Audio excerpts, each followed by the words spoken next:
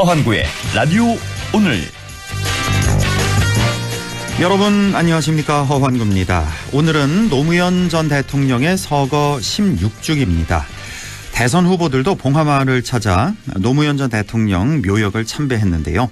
더불어민주당 이재명 후보는 방명록에 사람 사는 세상의 꿈, 국민이 주인인 나라, 국민이 행복한 나라, 진짜 대한민국으로 완성하겠습니다 라고 적었습니다.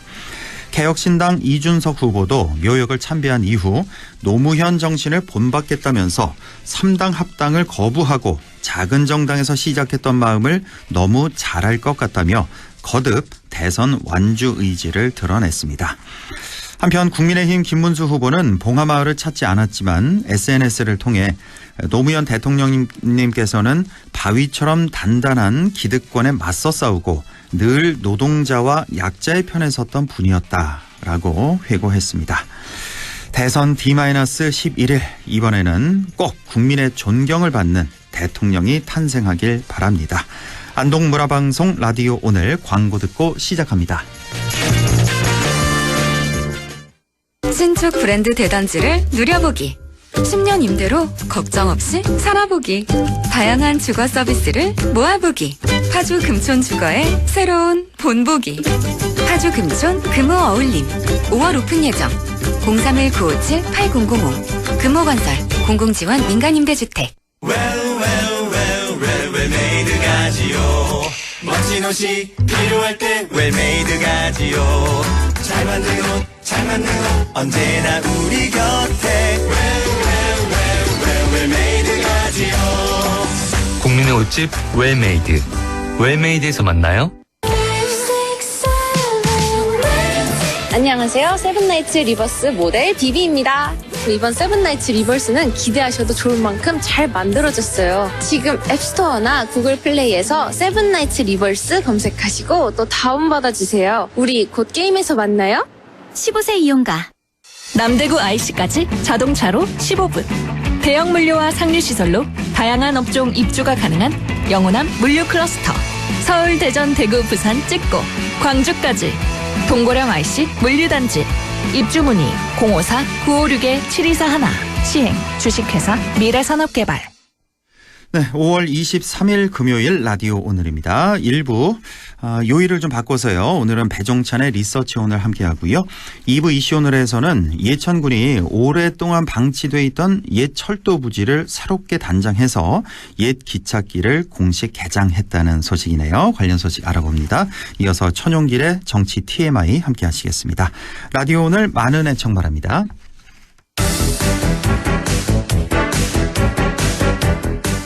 네, 리서치 오늘 인사이트 K 배종찬 소장과 함께하죠. 소장님 안녕하십니까?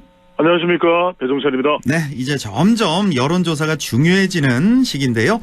그렇습니다. 자, 먼저 대선 여론 판세가 어떤지 분석 먼저 해주시죠.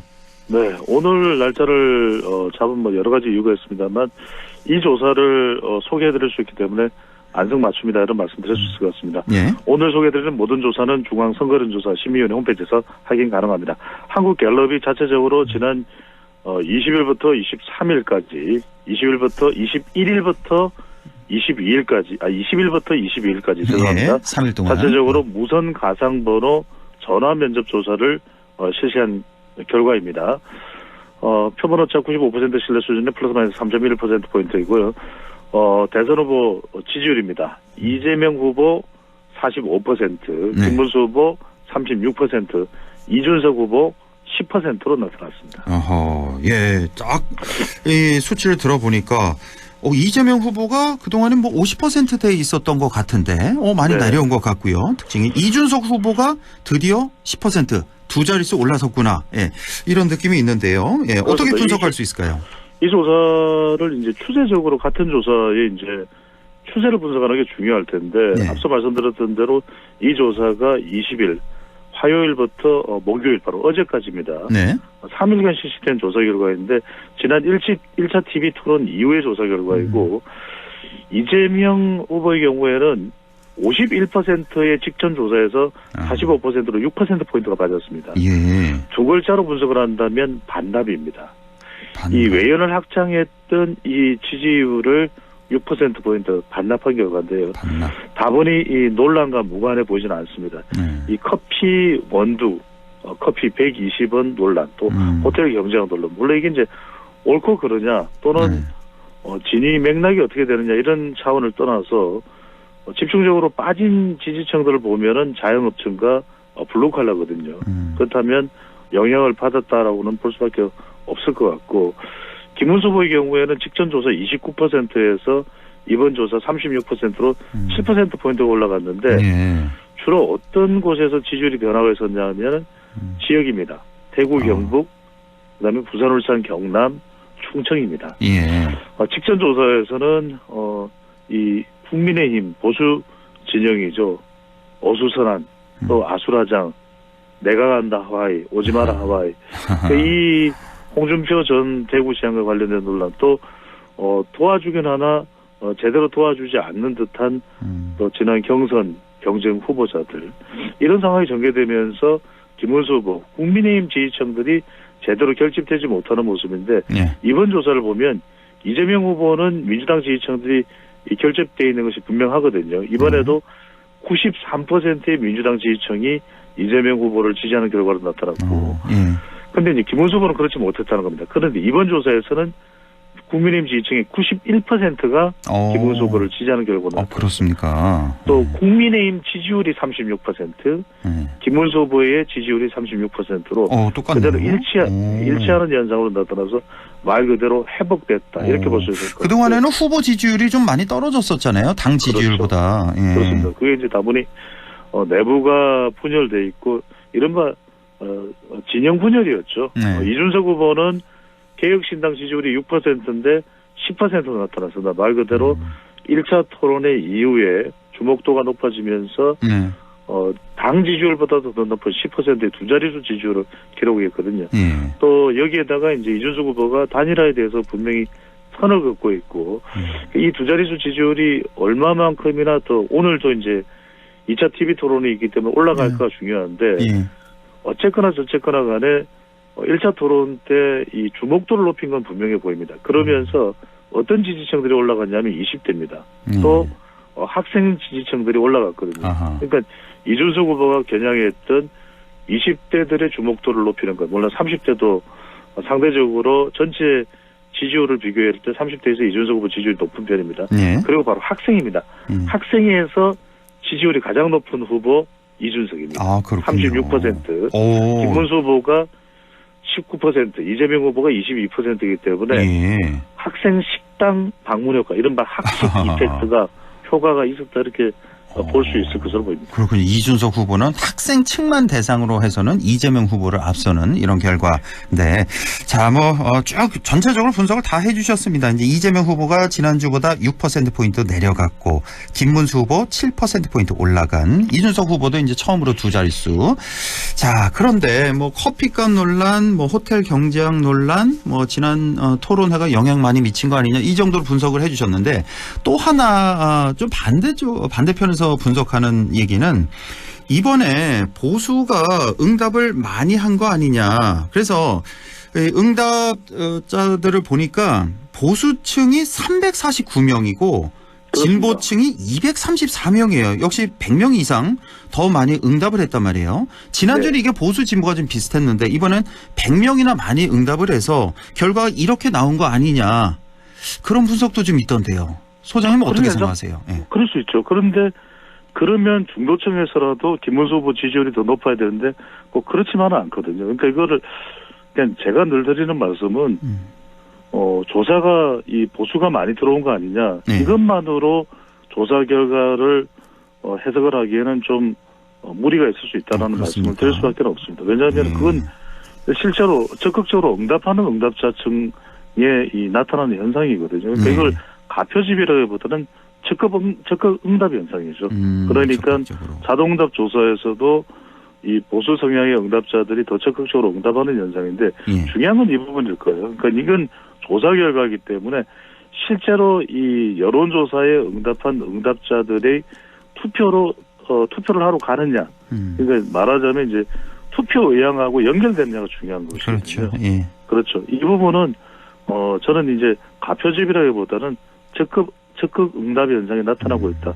근데 뚜렷하게 볼 수 있는 것은 분명히 지난 직전 조사에서는 자영업청에서 58%를 기록을 했던 김문수 후보거든요. 네. 그러니까 조금 전에 말씀하신 것은 보수 성향의 응답자들이 몇 명이라는 말씀을 주셨잖아요. 그런데 자영업청에서는 지난주에 58%였던 이재명 후보의 지지율이 이번 주에는 47%로 나타났어요. 아, 그렇습니까? 그러니까 이 부분을 굉장하게 유념해서 봐야 되는 부분입니다. 그러니까 이제 커피값이 논란이 참 영향이 있나 보네요. 그러면 영향을 준 거라고 볼 수밖에 없는 것이 그렇군요.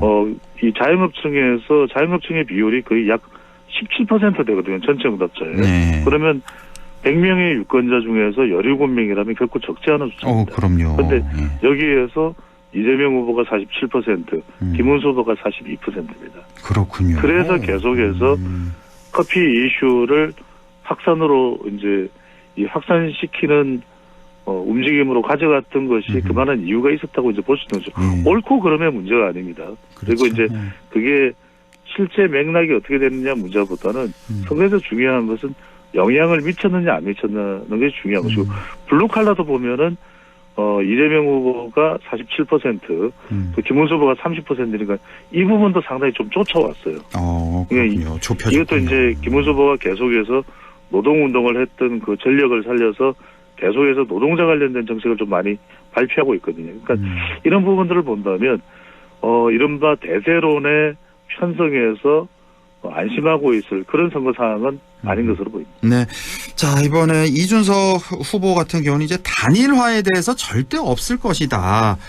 긴급 기자회견까지 하면서 이렇게 강조를 했는데, 왜냐하면 우리가 지난 대선 때 쭉 봐오면서 절대 없다 단일화 그러다가 이제 막판에 단일화 하는 경우를 너무 많이 봤기 때문에, 자, 지난 대선도 마찬가지죠. 안철수 후보가 뭐 절대 단일화 안 한다, 뭐 손가락을 걸었던가, 뭐 그런 기억이 좀 나는데, 그랬다가 장지진다 그랬죠. 예. 그랬다가 이제 토론회, 지난 대선 토론회 마지막 날 밤에 이 단일화 선언을 했던 거 기억이 나는데, 자, 또 이런 일이 없을 가능성은 없잖아요. 그래서 이번에도 단일화 없다라는, 이번에는 단일화 절대 없다라는 이런 주장과 토론 끝나고 단일화 할 것이다라는 이런 추측이 있어요. 네, 좀 어떻게 보십니까, 단일화? 결론적으로 말씀드리면 저는 가능성은 열려있다는 말씀을 드려야 될 것 같습니다. 왜냐하면 단일화 가능성이라는 것은 후보자의 말로만 판단할 수는 없는 부분이거든요. 실제로 2002년을 거슬러 올라가더라도 정몽준 노무현 단일화에서도 단일화 과정에서 단일화 안 하겠다라는 발언도 나왔지만 결과적으로는 단일화하지 않았습니까? 또 하나가 바로 지난 대선입니다. 이 안철수 후보가 수많은 연락이 와서 휴대폰을 잡을 수 없을 정도로 뜨거워졌다. 내가 만약에 단일화한다면 손에 장을 지진다고 했지만 단일화를 했거든요. 근데 첫 번째 이제 단일화라는 것을 저는 정치적 분석이 아니라 산술적 분석과 매트릭스 분석을 해보면 우리가 이제 이 데이터로 분석하는 시간이니까요. 첫 번째로는 오늘 이제 한국 갤럽의 결과가 두 사람의 단일화가 이재명 후보의 지지율에 못 미치면 단일화가 불을 붙을 가능성은 매우 현저히 떨어질 가능성이 높은데 산술적인 제가 단일화의 이 효과는 바로 이제 이재명 후보가 45%인데 김문수 36, 이준석 10이거든요. 합하면 46입니다. 이렇게 되면 국민의힘 지지층에서는 강하게 단일화가 나올 수밖에 없다. 왜 제가 매트릭스 분석을 말씀드리면 통계적 이제 분석 해석을 하는 것인데 단일화를 안 하면 지금 이 구도가 변하지 않는 건데 그럼 0%니까 그렇죠.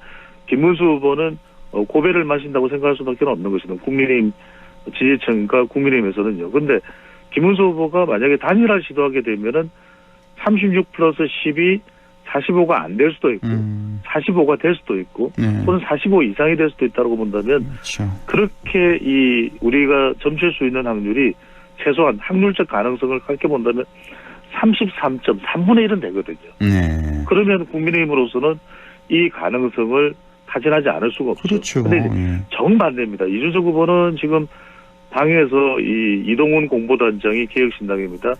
당권과 관련해서 국민의힘 고위 인사로부터 연락을 받았다라고 이야기가 되면서 또 이 부분도 논란이 되고 있거든요. 소위 당권 거래. 그렇습니다. 당권 거래 관련해서 이른바 단일화 거래소, 한국 정치판에는 주식 거래소, 정권 거래소가 아니라 단일화 거래소가 있다. 우스개 이야기가 나올 정도인데. 그렇네요. 근데 이준석 후보 입장에서의 매트릭스 분석을 해야 되거든요. 그러니까 이준석 후보의 판단 근거는 이런 거죠. 단일화가 없다가 선을 그었지만 결국 단일화라고 하는 것을 통해서 생각해 볼 수 있는 이준석 후보의 확률은 완주했을 때의 정치적 효과 또 이 정치적인 이익이 일단은 확률적으로 있을 때고 네. 이 대선 이후에 얻을 수 있는 정치적 이익 또는 단일화를 했을 때 대선 이후에 정치적 효과 이 확률을 봤을 때 본인이 어떤 것이 얻는 정치적 이익이 확률적으로 큰가 이 부분이 사실은 이준석 후보가 가장 중요한 기준으로 생각할 것 같아요. 근데 일단 그 관점에서 볼 때는 선을 그었습니다. 하지만 지금 일정상으로 보면은 사전 투표가 29일, 30일 목금입니다. 다음 그렇습니다. 예. 그러면 투표용지는 인쇄된다고 하더라도 이 이야기도 본인이 했어요. 4번 후보 개혁신당 이준석의 이름을 투표용지에서 볼 수 있을 것입니다. 그런데 투표용지 인쇄는 된다 하더라도 단일화가 가능한 것은 28일까지만 단일화를 또 하면 되거든요. 28일, 예, 전날까지만. 그래서 이 가능성은 28일이 지나고 나면은 뭐 저든 또는 누구든 이준석 후보든 김문수 후보든 단일화가 물 건너갔다고 생각할 텐데 아직까지는 28일이 지나지 않았기 때문에 제 확률적인 분석에 기준한다면 그 가능성은 조금이라도 열려있는 거면 열려는 있는 것으로 보입니다. 가능성이 완전 닫힌 건 아니다라고 분석을 하시는군요. 이제 29일, 30일 사전 투표니까 그 전날 28일까지는 봐야 된다. 네, 이런 분석이 그 가능성이 뭐 허영님께서도 아시다시피 여러 보도를 통해서 접하셨겠지만 그 가능성은 본인 스스로 이준석 후보가 선을 긋고 있기 때문에 매우 그 가능성을 점치기는 어렵죠. 하지만 그러니까요. 이제 정치적으로 이제 매트릭스 분석을 통해 볼 때 그 가능성은 있기는 있다라는 말씀입니다. 지금 뭐 국민의힘으로서는 이렇게 이대로 가면은 이제 다 죽는다 이런 거니까 단일화만이 그러니까 승산이 이제 조금 점점 커지는 거니까 자꾸 구애를 하고 있고 이준석 후보가 이제 결정을 해야 되는데 그 결정을 혹시 명태균이 하는 거 아니냐라는 의혹이 제기가 됐습니다. 바로 어제. 명태균과 아직도 연락을 하나 보네요. 어제 뭐 통화를 했다는 그 기자회견에서 백브리핑이었죠. 그래서 이제 이명식 기자가 물어봤는데 그걸 부인을 못 하더라고요. 통화는 그렇죠. 하긴 했다. 뭐 1, 2분 그런 했다는 부분들이 걸로. 또 이제 명태균의 입을 통해서든 추후에라도 밝혀질 수 있기 때문에 그런 경우에는 질문에 대해서 거짓을 이야기할 경우에는 엄청난 정치적 타격을 사후에라도 받을 수밖에 없거든요. 그런 점에서 지금 방금 전에 대선 때 그 영향이 얼마나 미치느냐라는 부분은 우리가 또 가늠해 봐야 되겠지만 화인국께서 말씀하신 대로 분명히 지금 각 인물들이 정치적 사안들과도 상당히 연관되어 있죠. 김문수 후보의 경우에는 이 부분을 말씀드리지 않을 수는 없습니다만 윤석열 전 대통령의 행보가 또 남아있는 11일 동안에도 이루어진다면 그 부분은 또 부담이 될 수밖에 없고 이준석 후보의 경우에도 명태균과 여전히 연락을 취하고 있는 관계라면 그 부분도 부정적일 가능성이 매우 높습니다. 최근에 이제 외신에 또 인터뷰 여행하면서 또 영어 실력이라든지 이런 부분들 또 소통 실력이라든지 지식이라든지 이런 부분들은 아주 높게 평가받고 있는데 그 부분들이 상당히 상쇄될 가능성도 있죠. 오늘 이 한국갤럽조사에서 중요한 부분을 분석해드리지 않을 수 없는 것이 투표 효능감이거든요. 효능감 조사가 있는데 이 조사를 좀 분석을 이 한국갤럽 보고서에서 좀 해줬더라면 좋았을 텐데 제가 해드릴게요. 투표를 통해서 우리나라 정치를 바꿀 수 있다가 74%거든요. 절대적이네요. 이 조사의 74%의 응답 결과가 투표 효능감입니다.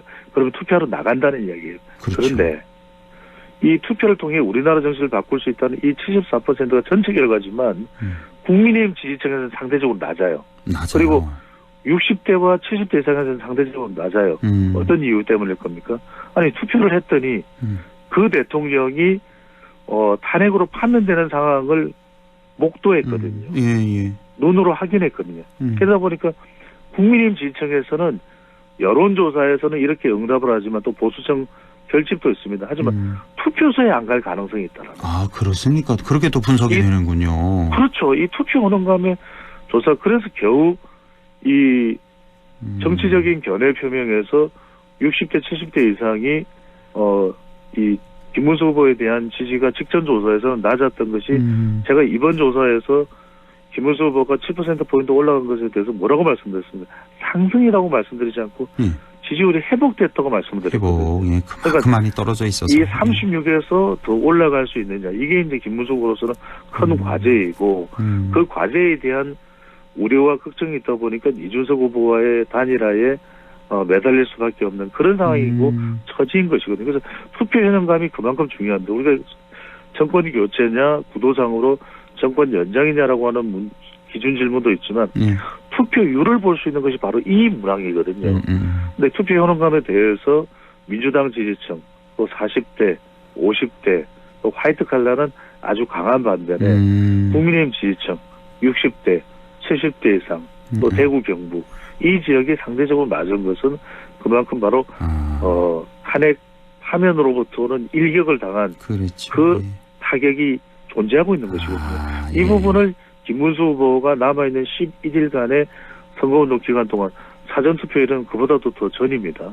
얼마나 상쇄시킬 수 있느냐, 가라앉힐 수 있느냐가 더 중요한, 그렇군요. 이 지지율보다도 더 중요한 그런 지표가 될 수 있는 거죠. 예, 국민의힘으로서는 또 하나의 과제가 있다. 그러니까 적극 본인들의 지지층이 60, 70대, 그러니까 효능감으로 표현을 해주셨습니다만은 달리 말해서 큰 실망감이라고도 또 표현을 할 수가 있을 것 같습니다. 그렇죠. 그래서 이제 투표율이 지지층이 떨어질 수 있는 그런 가능성이 있기 때문에 자, 그 과제가 있다는 말씀까지 듣겠습니다. 자, 지금까지 인사이트 K 배종찬 소장과 함께했습니다. 소장님 고맙습니다. 감사합니다. 네, 라디오 오늘 2부에서 뵙겠습니다.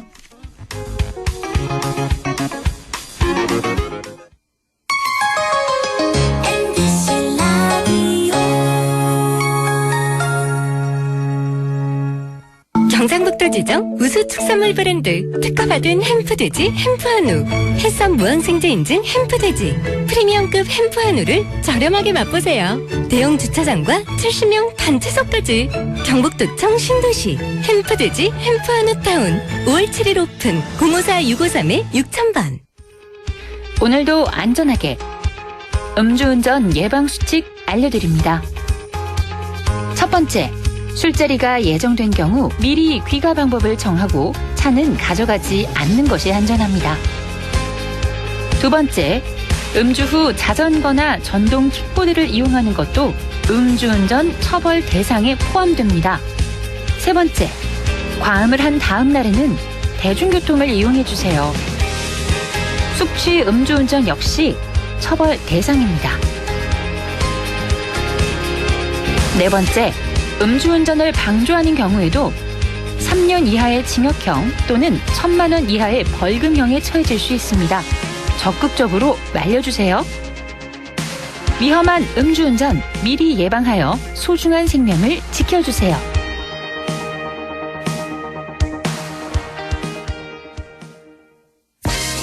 안녕하세요, 홍예슬입니다. 디지털 스테이지에 오신 여러분을 환영합니다.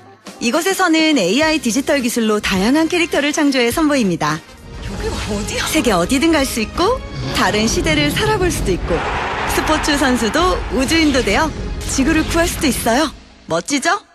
하지만 누군가 범죄에 이용한다면 가상의 내가 범죄자도 예슬아. 야, 나 급한데 송금 좀 빨리. 가짜뉴스의 피해자도 될 수 있습니다. 홍예슬 씨가 갑자기 은퇴를 선언하였습니다. 저 아니에요.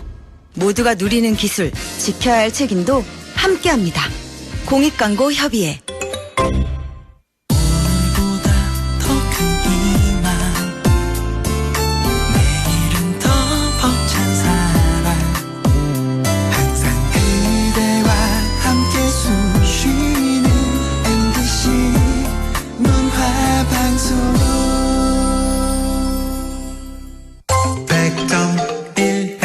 라디오.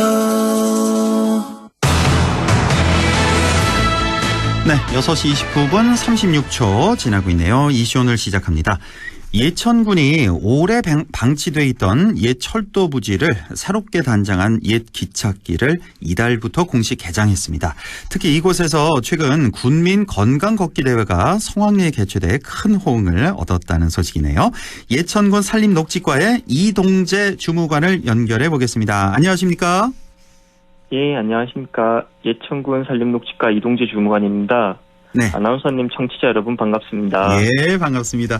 자, 먼저 최근 열린 군민 건강 걷기 대회 얘기부터 좀 들어보고 싶은데 옛 기찻길에서 처음으로 열린 대규모 행사였다고요? 네, 맞습니다. 지난 17일 예천 군민 건강 걷기 대회가 한천 산책로와 옛 기찻길 그리고 개심사지 공원을 잇는 코스를 열렸고 많은 국민들께서 관심을 갖고 참여해 주셨습니다. 네. 걷기 좋은 날씨와 잘 조성된 산책로 덕분에 모두가 즐겁게 참여하셨으며 참여자들의 만족도도 매우 높았습니다. 매일 걷고 싶은 곳이다. 가족 나들이 장소로도 좋겠다 등의 반응들이 많았습니다. 아주 만족스러운 뜨거운 반응이었군요. 보기 참 좋은 그런 장면이었을 것 같은데 옛 기찻길이면 예전에는 기차가 다닌 철길을 리모델링한 것인가? 뭐 이런 의문이 좀 드는데요. 좀 더 소개를 해 주신다면요. 네, 맞습니다. 경북도청 신도시가 이전에 오면서 예천읍과 신도시를 연결하는 직통도로가 개설되었는데 예천읍 남본리와 청봉리 구간의 경북선 철도를 이설하면서 생긴 해선 부지를 활용해 만든 문화공원이 옛 기찻길입니다. 네. 총 1.2km의 구간으로 조성했으며 작년 1월에 착공해 약 1년 반의 공사 끝에 올해 5월 중공 및 국민들에게 개방하게 되었습니다. 길이가 총 1.2km 구간이군요. 딱 산책하기에 좋네요. 너무 힘들지도 않고. 예. 정말 이렇게 의미 있는 공간 재탄생이다 이렇게 볼 수가 있겠는데 그렇다면 이 옛 기찻길에는 어떤 시설들이 함께 조성이 돼 있나요? 네, 옛 기찻길에는 다양한 시설을 통해 모든 세대가 즐길 수 있는 공간이 되도록 만들었습니다. 네. 전체 구간에는 마사토로 조성된 맨발길, 지압로, 그리고 자연 친화적 산책로가 마련되어 있어 가볍게 걷기에도 좋고 맨발 트레킹을 즐기기에도 안성맞춤입니다. 예. 뿐만 아니라 광장, 테마정원, 세족장, 화장실, 주차장과 같은 편의시설은 물론 아이들이 좋아할 만한 바닥 분수와 물기 쉼터, 어르신들을 위한 시니어 놀이터도 갖췄습니다. 예. 특히 감성적인 조명이 곳곳에 설치되어 해가 지면 또 다른 매력을 선사합니다. 은은한 빛으로 물든 산책로는 야간에 더욱 아름다워서 밤 산책을 즐기기에도 좋습니다. 네. 그렇군요.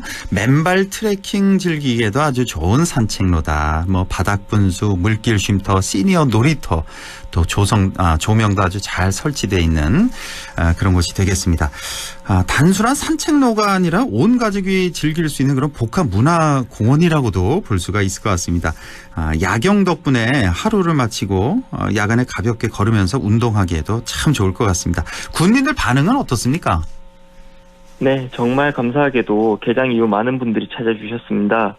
주민들이 산책과 여가 활동을 즐기고 계시며 특히 건강을 챙기려는 분들께 맨발길이 인기를 끌고 있고 시니어 놀이터는 어르신들의 소통의 장이 되고 있습니다. 그렇군요. 좋은 성과가 있기까지 숱한 고민과 어려움이 있었을 텐데요. 사업을 추진하면서 특히 힘들었던 점은 어떤 게 있었을까요? 네, 폐철도 부지의 특성상 포기업소의 대상지에 어떻게 하면 가장 효율적으로 이용할 수 있는 공원을 조성할 수 있을지 많은 고민을 했습니다. 예. 또 예산상의 문제로 예천구는 군 단위 지자체라 시 단위에 비해 상대적으로 재정 여건이 여유롭지 않은 한계가 있었습니다. 그렇죠. 여러 가지 한계가 있었을 텐데 그런 부분은 어떻게 해결하셨나요? 예, 먼저 수차례 타 지역의 우수 사업장을 방문하여 우수 사례를 벤치마킹하였고 주민들의 의견을 최대한 많이 청취하고 반영하여 이용 만족도를 향상시키고자 노력했습니다. 네. 또 부지 확보에는 전략이 필요했습니다. 사업 대상지가 대부분 국공유지나 사유지여서 매입하는 데 막대한 예산 소요가 예상되었고 이에 매입 대신 관계기관과 적극 협의해 무상 사용이나 사용 허가를 받아 예산을 아낄 수 있었습니다. 이거를 다 이렇게 매입한 게 아니군요, 부지를. 네, 맞습니다. 예. 또한 조경식재는 민과 간의 수목 기준과 이식으로 해결해 예산을 절감하면서도 경관을 개선하고 산책하기 좋은 환경을 조성할 수 있었습니다. 그렇군요. 여러 기관과 협의해서 매입하지 않고 그러니까 큰 돈이 들어갈 테니까 매입하는 대신에 무상 사용이나 사용 허가로 예산을 많이 절감했다 이런 말씀이신데 그거 말고도 좋은 소식이 있다면서요? 네, 맞습니다. 본 사업을 추진하면서 국공유지 사용협의를 통해 약 25억 원의 예산을 절감한 점을 높이 평가받아서 작년 경상북도 지방재정 우수사례 발표대회에서 최우수상을 수상한 바 있습니다. 그렇군요. 최우수상까지 수상하시고 늦었지만 축하드리고요. 자, 마지막으로 주무관님이 바라보시는 옛 기찻길의 미래는 어떤 모습일까요? 네, 요즘 전국적으로 맨발길 트렌드가 인기를 끌고 있습니다. 옛 기찻길도 이에 발맞춰 예천군 대표 맨발길 명소로 자리 잡길 기대하고 있습니다. 특히 한천 산책길과 개심사지공원과 연계해서 도시 전체가 하나의 걷기 코스가 될 수 있도록 했으면 좋겠습니다. 예. 또 현재 공사 중인 한천 제방길과 남산공원이 준공되면 이런 공간들이 유기적으로 연결되어 건강, 역사, 자연, 치유가 어우러진 공간으로 상당한 시너지 효과를 낼 것으로 기대하고 있습니다. 예. 주민에게는 단순한 여가 공간을 넘어 삶의 여유를 제공하고 또 방문객은 체류 시간을 늘리게 되어 지역 상권과 연계한 경제 효과도 자연스럽게 뒤따를 것이라 예상하고 있습니다. 네, 그렇군요. 정말 기대가 큽니다. 옛 기찻길을 중심으로 예천군이 한층 더 매력적인 지역으로 도약하길 바랍니다. 주무관님. 네, 감사합니다. 청취자 여러분, 앞으로도 옛 기찻길을 많이 찾아주시고 많은 관심 부탁드립니다. 네, 지금까지 예천군에 새롭게 단장한 옛 기찻길에 대해서 알아봤습니다. 지금까지 예천군 산림녹지과의 이동재 주무관이었습니다. 고맙습니다. 네, 감사합니다. 라디오 오늘에서는 청취자 여러분의 참여를 기다리고 있습니다. 우리 지역에서 발생한 사건 사고 소식이나 함께 토론하고 싶은 내용을 안동 MBC 홈페이지 라디오 오늘 게시판에 올려주시기 바랍니다. 전화와 문자 참여도 하실 수 있습니다. 전화는 851국에 7191번, 문자는 샵 0913번으로 보내주시면 됩니다. 문자는 단문 50원, 장문 100원의 정보 이용료가 있습니다. 여러분의 많은 참여 바랍니다.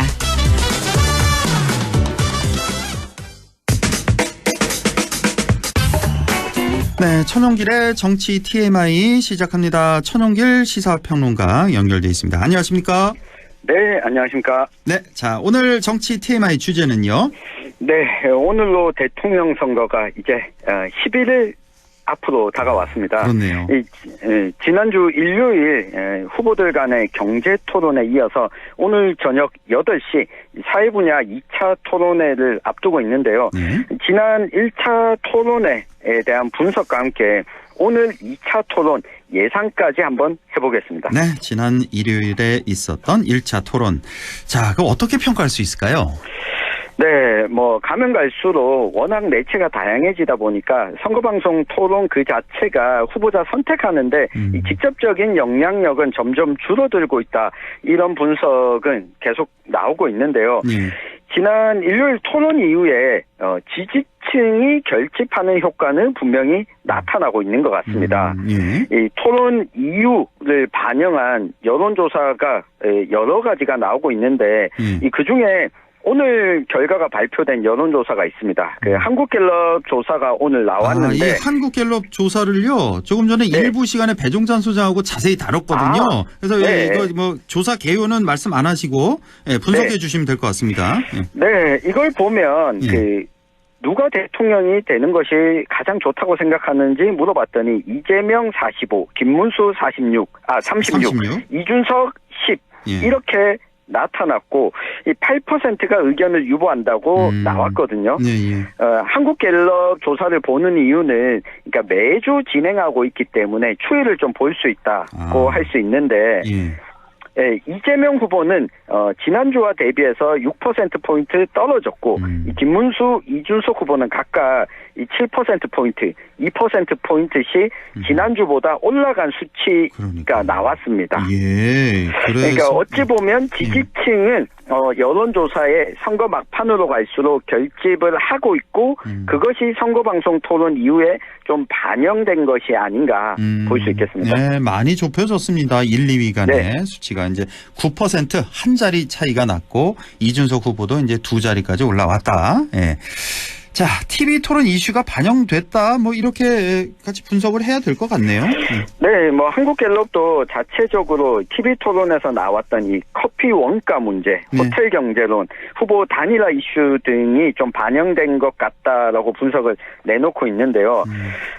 그렇지만 제가 왜 지지층 결집이 나타나는 효과다라고 이 분석을 하고 있냐면 갤럽 조사를 세부적으로 살펴보면 여전히 이재명 후보가 40대 50대에서는 6% 내외의 지지율을 얻고 있고 60%? 예. 60% 네, 60%입니다. 예. 김문수 후보는 역시 60대 이상에서 60% 얻고 있고 이 30대의 경우에는 또 이재명 후보가 47% 지지를 받고 있는 것으로 나타났습니다. 그리고 이준석 후보의 경우에는 20대가 29%, 30대가 17%로 상대적으로 다른 연령에 비해서 높게 나타났고 이준석 후보는 남성이 14, 여성이 6%로 차이가 또 크게 나타났습니다. 그리고 성향별로 보면 진보층의 83%가 이재명, 이 보수층의 65%가 김문수, 이 중도층에서는 이재명 49, 김문수 25, 이준석 14. 이렇게 나온 수치를 세부적으로 볼 수가 있는데, 그러니까 이번에 이런 상승과 이 하락, 그러니까 격차의 폭이 줄어든 이유는 이 중도층에서 큰 변화의 바람이 불었다기보다는 이 그간 이 보수층 유권자가 응답 없음이나 후보자를 선택하지 않았던 경우에 이것을 조금 더 적극적으로 의사 표현을 하면서 이 결집하는 현상이 나타났다고 보는 게 더 적절해 보입니다. 그렇군요. 자, 커피값 논란이 있었고 호텔 경제학 이슈 논란이 있었는데, 자, 네. 이 두 이슈가 어느 정도 반영이 됐을까요? 네, 뭐 앞에서 했던 분석의 연장선상인데요. 그러니까 우리 야구에 비유해 보면 이재명 후보 입장은 이미 넉 점 차 이상으로 넉넉하게 이기고 있는 9회 말에 올라온 마무리 투수 입장에 있다고 볼 수 있겠습니다. 그렇겠죠. 그러니까 홈런을 한 방 맞더라도 주자만 꽉 채워서 홈런 맞지 않으면 된다. 때문에 이 볼넷은 주지 말자. 이 방어적인 입장에서 토론에 임할 수밖에 없는 조건이었습니다. 그러니까 뭐 바둑에서도 보면 이 대만을 잡아서 큰 집 차이로 이기는 것보다 이 반집이라도 확실히 이기는 게 낫다고 우리 이창호 구단이 이야기를 했었잖아요. 그러니까 이재명 후보 입장이 딱 이 포지션이다. 뭐 이런 상황이라고 볼 수가 있습니다. 한마디로 부자 몸살이는 그런 모습, 뭐 말년병장 낙엽 조심하는 이런 모습이란 말씀이시죠, 그러니까. 맞습니다. 그러니까 반면에 김문수 후보 입장에서는 이미 크게 지고 있기 때문에 일단 주자를 쌓아야 하는데 출루 자체가 좀 쉽지 않은 상황이었습니다.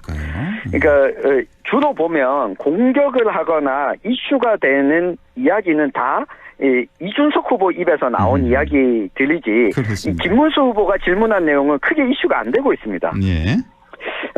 그런 면에서 보면 이준석 후보는 안타는 계속 치는데 결정적으로 마무리 투수인 이재명 후보를 무너뜨릴 한 방의 결승타는 아직까지 나오지 않았다. 이렇게 볼 수 있겠고요. 민주노동당의 권영국 후보는 이미 이 승부가 어떻게 나는 것보다 이렇게 출전해서 뭔가 선전하는 모습을 보여주는 것만으로 이 지지층의 환호나 응원을 받을 수 있다는 차원에서 이 적극적인 이 토론에 임했다고 볼 수 있는데 이걸 정리해 보면 결정적으로 실점은 한 후보는 없었다. 이렇게 볼 수 있겠습니다. 그러니까 뭐 커피값 논란도 이재명 후보가 극단적인 상황을 전제해 놓고 이야기를 하다 보니 말이 논리적으로 좀 꼬인 부분은 분명히 있습니다.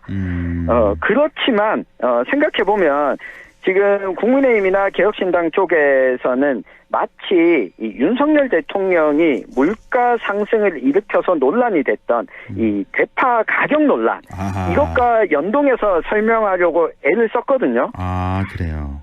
네. 그런데 생각해 보면 이 대파 가격 논란은 결과적으로 물가 상승에 책임이 있는 윤석열 후보가 물가 상승에 책임이 있는데 이것도 몰랐냐. 이런 이슈였다면 그렇지. 그러니까 이재명 후보가 뭐 자영업자나 물가 상승을 원인이 된 제공자가 아니었고 쉽게 말하면 이재명 후보는 도지사로서 지역 문제를 해결하기 위한 차원에서 설명하는 차원에서 나온 이야기였다 보니 이 자영업자 전반에 크게 영향을 끼치지는 않았다고 보는 게 맞는 것 같습니다. 그렇군요. 예. 호텔 경제학 논란도 있었는데 이건 좀 간단히 좀 전해주시죠. 이거는. 네. 저는 뭐 이걸 긍정적인 면에서 본다면 유권자에게 좀 선택권을 준 이슈였다라고 보여집니다. 그러니까 경제학적인 엄밀성, 경제학적인 분석을 차치하고 핵심은 이겁니다.